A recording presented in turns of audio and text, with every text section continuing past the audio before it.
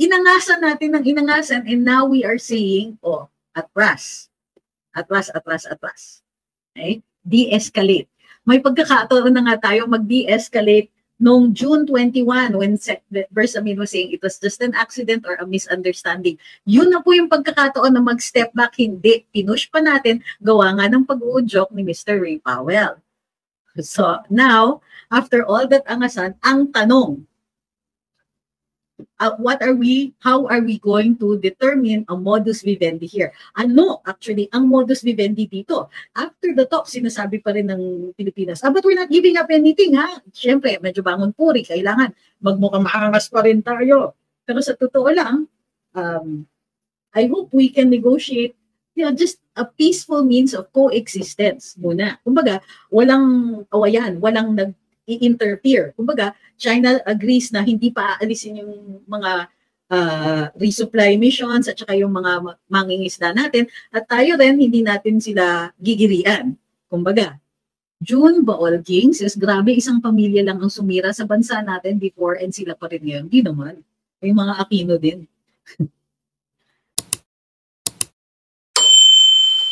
Things are taking quite a turn dito sa ating relationship with China on the in the international scale. Last March, in particular March 31, ganito yung mga tunog na naririnig natin. Halimbawa, kay Undersecretary Jonathan Malaya. Sabi niya, China is in for a rude surprise if it thinks it can intimidate Filipinos with its increasingly aggressive behavior in PH waters. PH waters. Okay. Sige. Presidente BBM naman, sabi niya, Filipinos do not yield. Oh, yan. This was the kind of rhetoric that we were hearing as late as March. January nag-start na yan. Although we had a successful RORE with coordination with China as late as February 1st or February 2nd. Pero by March 31, angas na yung mga naririnig natin. So, ito nga si Yusek Jonathan Malaya. China is in for a good surprise. May mga ganyan pa siya. Si Presidente Duterte, Filipinos do not yield. That's March 31. Now, noong June 17, nangyari po yung insidente sa Ayungin na during Aurora na parang nag-intercept ang Chinese Coast Guard sa isang Navy vessel ng Pilipinas. They punctured the Navy vessel. They boarded the Navy vessel. There was a scuffle and kinuha ng Chinese Coast Guard yung mga baril na dala ng ating Philippine Navy. Now, as we have explained before, we were acting in our rights over free navigation yan eh. May right to may freedom of navigation dyan sa area na yan, even if it is our exclusive economic zone. So hindi tayo pwede magpa-exclude, but at the same time China cannot exclude as well. Pero hinarang ng China yung Chinese Coast Guard yung resupply sa Ayungin on that day, or at least attempted to. Okay? After that was June 17. So by June 21, after maaangas na salita from Defense Secretary Gibo Teodoro and the Commodore Tariela, Executive Secretary Lucas Bersamin took things a step back and said there was no armed encounter, there's no armed attack. This was probably a misunderstanding or an accident. Now, we all saw this, lalo-lalo na dito sa Luminous, as an attempt by the Marcos administration to de-escalate the tensions because this was the tensest ever since. Ito yung pinakamalapit na talaga. Although it was not an armed attack, Secretary Gibo characterized this as an aggressive use of force. Okay, very, very close to an armed attack. Okay. Ngayon, on June 23, yung isang American analyst na dating military, si Powell, sabi niya, it's not an accident. No, it's not a misunderstanding. It looks like the Philippines is de-escalating, pero hindi daw siya sang-ayon dun sa de-escalation na yon. Si Presidente BBM, sinabi din niya, di pwedeng pabayaan lang yung insidente na yon. Okay? So, anong nangyari? Despite that, nag-usap ang Pilipinas at ang China ng July 2. Okay? Shortly after that, so dun sa usapan, double check ko lang Ayan. Doon sa usapan,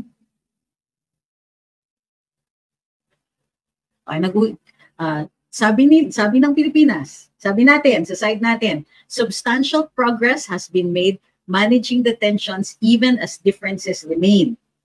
Okay? At the same time, nanawagan po ang Foreign Minister ng Vatican for a peaceful resolution of the dispute in that area. Okay?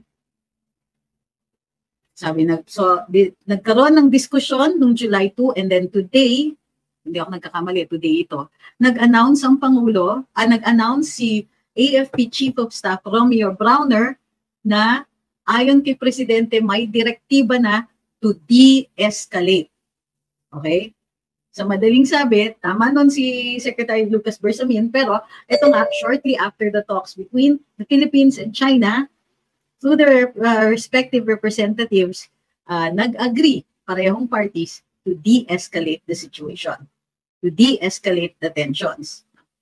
Sabi ni Siopaw, Bersamin won against them, ha ha ha, pahiya mga US agents. Totoo yan. Because E.S. Bersamin was the lone voice noong June 21 and 23 na nagsasabing it was just a misunderstanding or possibly an accident. There was no armed attack. Ang sabi ni Presidente Reyes, walang armed attack. Hindi pa natin alam at the time kung ano nangyari, pero apparently walang armed attack. Gayon pa man, hindi natin to pwedeng pabayaan. Si Secretary Gibo, nag-increase din siya ng forcefulness ng kanyang argumento at sinabi, it may not have been an armed attack, but it was an aggressive use of force. And then, tapos, ang mga salitang ito, yung sinasabi ni Sec Gibo na aggressive use of force, yung sinasabi ni Presidente Marcos na hindi ito pwede pabayaan, this came after yung itong si Powell ay nag-issue ng komentaryo na hindi dapat nagdi-de-escalate ang Pilipinas. That wasn't a misunderstanding, that wasn't an accident, deliberate yan ng China. So medyo pinapaypayan niya yung mga tensyon. Sugod naman ang Presidente, and he says na hindi pwede pabayaan, may mga ganyan na sila. However, biglang medyo kumabig tayo. And itong July 2, after talks with China, the President now ordered AFP Chief of Staff Browner for a de-escalation. De-escalation. Anong ibig sabihin ng de-escalation? Hindi ba dito matagal na natin sinasabi? Kasi kahit nung Enero, nung Marso, nung nagsasabi itong Yusek Malaya na China is another thing coming. Ganon, yung sinasabi ni Presidente, Filipinos do not yield. Ganyan. Tayo, dito sa Luminous, tayo yung nagsasabi, dapat nagdi-de-escalate tayo. Hindi. Okay? Noong June 21, sinabi din natin, after sinabi ni E.S. Bersamin, it's probably a misunderstanding. This is we're de-escalating. Tama yan, kasi masyado ng tense dun sa lugar. And if we increase the tensions more, nandito at the time, ito nga ang US missiles. So, hindi dininay ng US na mayroon silang mga pinasok na missiles at very recently, sinabi ng AFP, sakalang kumibo ang AFP at sinasabi nila, Jesus Maria Joseph, itong mga tolls, hindi nakikinig. Okay. Sinabi ngayon, nasa na ba tayo? Nawala ako. So, nitong dapat nga mag-de-escalation and so on. Bakit? Ano nagbago? So may missiles dito, umamin ng AFP na may Tomahawk sila at saka yung isang klaseng missiles? SB? Tama ba yun? Double checking. They brought in 2 kinds of mid-range missiles. O chinek ko, yung isang klase walang nuclear warheads yan. Conventional yan. Pero ang mga Tomahawk missiles, posibleng magkarga ng nuclear warheads. Okay? So inamin ng AFP na meron sila dito, but they were only going to use it for the training exercises at iuuwi din yan ng US. Ngayon na lang, okay. Natawa ko kay Wanda, DDS na lang uli ako kung mali ginagawa ni Bibi. So, okay, so, ayan na nga, may pinasok dito. Ito yung problema, when it comes to the mid-range missiles. We found out about this belatedly, hindi yan in-announce. ng ating military. Ngayon na lang nila sinasabi na, yes, ginagamit yan for the training exercises, parang balikatan. So, pero iuwi din yan ng US. But they're also saying that after Senator Amy says na may hypersonic missiles na posibleng padala ng China dito. At ang nakakatawa, yung reaksyon ng National Security Council, ay, Senator Amy, we would like to talk to you kasi hindi namin alam yan. Hala, mas may alam pala si Senadora Amy kaysa sa sa NSC. So bakit ganun yung response ng NSC? Uy, hindi namin alam yan, baka pwede nyo kaming paliwanagan, Senator Amy. Kung ang punto nila, pahiyain si Senadora, medyo nagkamali sila kasi NSC sila. National Security Council at dapat nauuna sila dyan sa Intel. So, madaling sabi, ang dapat response ng NSC, we have no information on that and it is not likely to be true. However, we will be coordinating with Senator Amy just in case. Hindi yun ang sinabi nila. Sabi nila, ay, hindi namin alam yan. Senadora Amy, baka pwede nyo kami paliwanagan. Ibig sabihin, either aminado sila na meron silang failure of Intel or what they're saying is, or kung sana maliwanag yung kung gusto nilang pahiyain si Senadora Amy, sana sinabi na lang nila is, ma'am, ano yan, invento? Diba? Something like that. Sabi ni Juan Tamad, salamat sa sakripisyo mo sa pagmulat ng kamalayan natin mga tunay na Pilipino. Well, we're really simply just explaining what the facts are and the chips fall where they may. Kumbaga, unfortunately nga, na yung administrasyon, medyo hindi, either they're lying to us, meron silang itinatago sa atin, or hindi lang talaga sila maliwanag maggamit ng communications nila, and therefore, ayan, nagkakagulo tayo pagdating dito. In fact, naaawa ako dun sa mga trolls kasi ang sinasabi na natin dito is, Pilipinas na ang nagsabi ng de-escalate. Tapos anong sabi dito? China ninyo yung sinungaling. Sinabi na nga ng Pilipinas, magdi-de-escalate tayo ng tensyon. Ibig sabihin, we are stepping back. Yung angas ninyo, wala na po sa lugar. Kasi hindi nga po yun ang sinasang-ayunan ng presidente nyo ngayon. So, pwede ba po yung mga trolls, magpa-ano muna kayo, magpa-instruct muna kayo, mali-mali yung sinasabi ninyo. Kawawa. Sabi ni Easy, alam niyo bakit nagsabi ng de-escalation si BBM? Natakot sa Russia kasi napansin na ng Russia ang PH.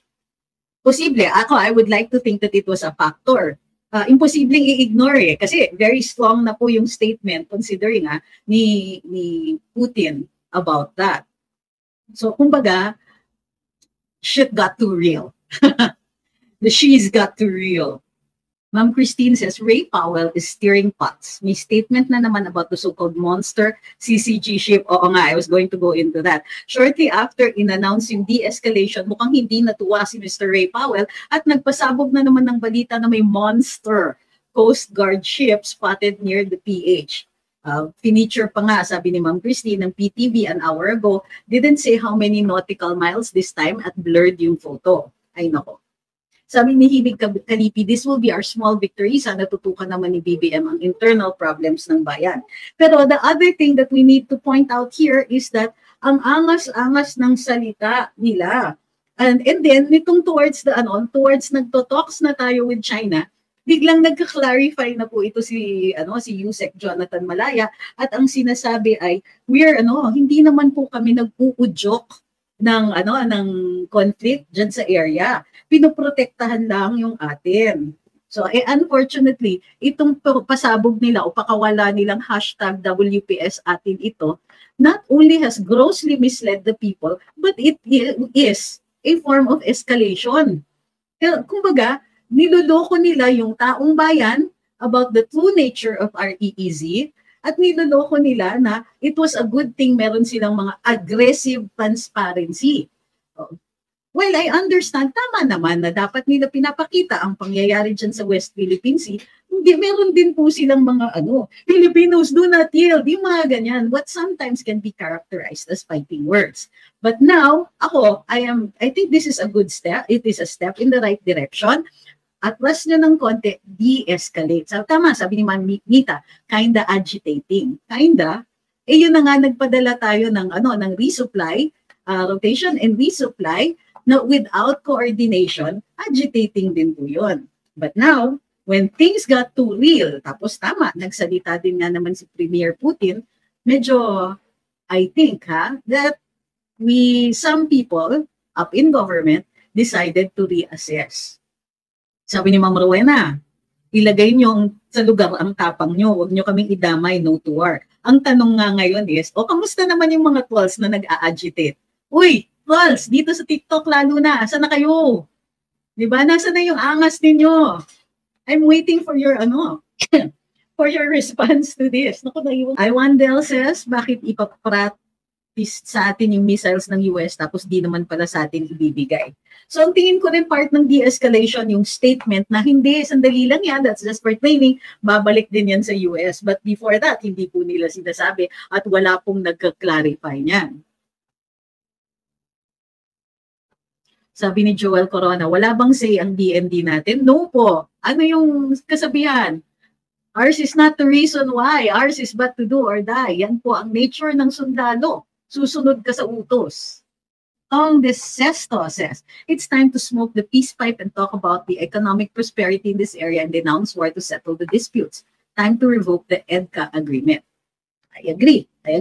Of course, we don't want to, hindi tayo peace at all costs. Siyempre, pag nag-negotiate tayo, it must be to the advantage of the Philippines as much as possible. Sabi ni Tio G, nagkaroon ng calls ng presidente na paiba-iba ang isip.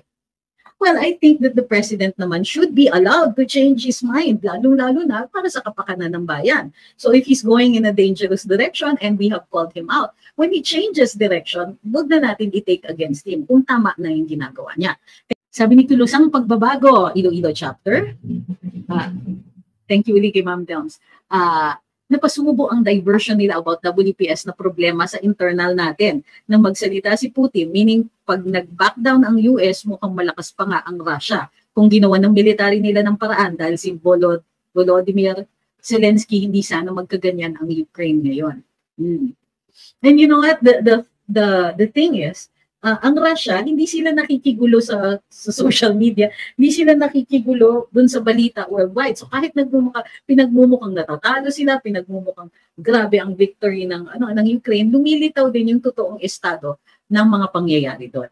So ayan kamusta naman ang mga trolls? Natatawa ako kasi yun nga In the meantime, sa local na politika naman, hindi tumitigil ang mga naninira. Naninira kay Inday Sara, naninira kay FPRD, and so on. Parang ang feeling ko, masyado nang nasana yung mga trolls sa kanilang ginagawa, baka nililibre na nila yung ibang gawain nila in the hopes na mabigyan sila ng kontrata. Kuwawa naman yung mga trolls, wala nang ibang masabi. Itong isa, sabi ni Idia Leongo, ang dakilang Marites daw ako. Sweetheart, hindi mo ngayon ka nga lang pumapasok suddenly Marites na ako. Lahat ng sinabi ko, I covered po either report ng Reuters, ano yung iba? Business World, USA, ano ba to?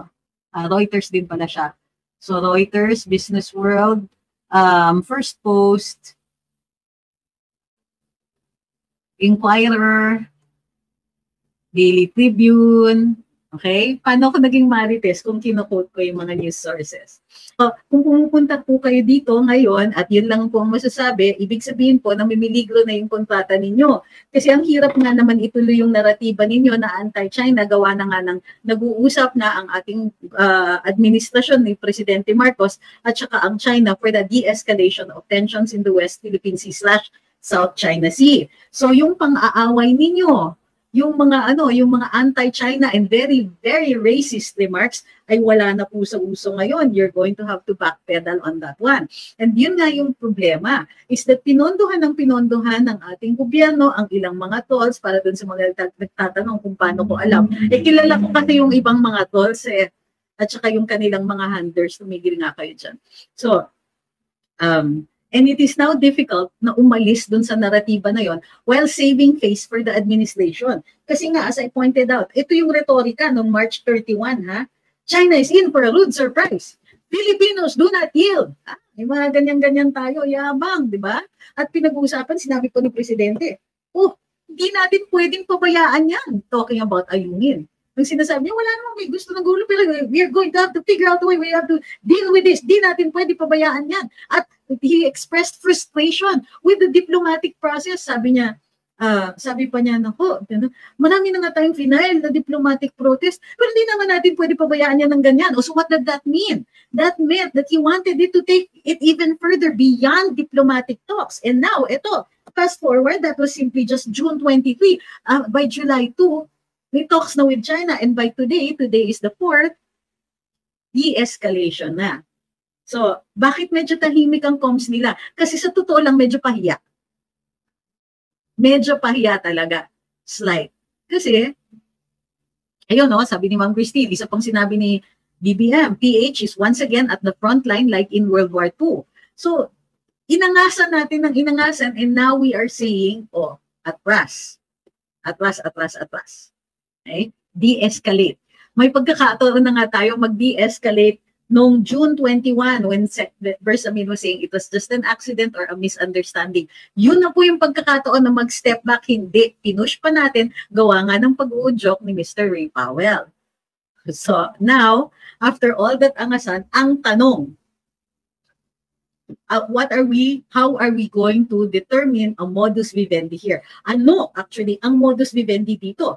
After the talk, sinasabi pa rin ng Pilipinas, but we're not giving up anything, ha? Siyempre, medyo bangon puri, kailangan magmukhang maangas pa rin tayo. Pero sa totoo lang, I hope we can negotiate, just a peaceful means of coexistence muna. Kumbaga, walang awayan, walang i-interfere. Kumbaga, China agrees na hindi pa aalisin yung mga resupply missions at saka yung mga mangingisda natin, at tayo rin hindi natin sila gigirian.